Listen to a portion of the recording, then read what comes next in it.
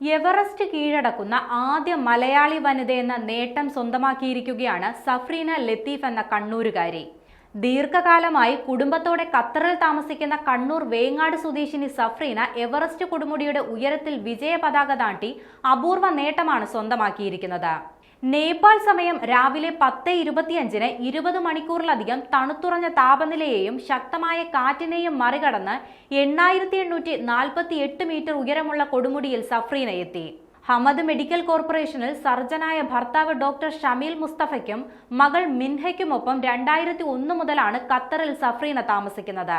വർഷങ്ങൾ നീണ്ട പരിശീലനത്തിന്റെയും അഭിനിവേശത്തിന്റെയും ഫലമാണ് ഈ നേട്ടമെന്ന് സഫ്രീന പറയുന്നു. ഭർത്താവിനോടൊപ്പം ടാൻസാനിയയിലെ കിളിമഞ്ചാരോ, അർജന്റീനയിലെ അക്കോൺകാഗ്വ, റഷ്യയിലെ മൗണ്ട് എൽബ്രസ് എന്നീ പർവ്വതങ്ങൾ സഫ്രീന നേരത്തെ കീഴടക്കിയിട്ടുണ്ട്. കസാക്കിസ്ഥാനിൽ ഉയർന്ന ഉയരത്തിലുള്ള ഐസ് പരിശീലനവും സഫ്രീന പൂർത്തിയാക്കിയിട്ടുണ്ട്.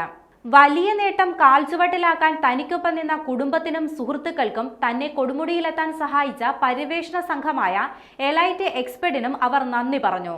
വേങ്ങാട് സ്വദേശി KP സുബൈദയുടെയും തലശ്ശേരി പുന്നോൽ സ്വദേശി PM അബ്ദുൾ ലത്തീഫിന്റെയും മകളാണ് സഫ്രീന. കിളിമഞ്ചാരോ കൊടുമുടി കീഴടക്കിക്കൊണ്ടായിരുന്നു ഇരുവരുടെയും തുടക്കം. തുടർന്ന് സഫ്രീന കഠിന പരിശീലനവും തയ്യാറെടുപ്പും പൂർത്തിയാക്കിയാണ് ഈ ഏപ്രിൽ 12-ന് ദോഹയിൽ നിന്നും നേപ്പാളിലേക്ക് യാത്രയായത്. ആദ്യമായി എവറസ്റ്റ് കീഴടക്കിയ വനിത ജപ്പാൻകാരിയായ ജുൻകോ തബെയും ഇന്ത്യയിൽ നിന്നും ആദ്യമായി എവറസ്റ്റ് കീഴടക്കിയത് ഉത്തരാഖണ്ഡ് സ്വദേശിനിയായ ബജേന്ദ്രി പാലുമാണ്. അതിനു പിന്നാലെയാണ് സഫ്രീന ലത്തീഫ് എവറസ്റ്റ് കീഴടക്കുന്ന ആദ്യ മലയാളി വനിതയായിരിക്കുന്നത്.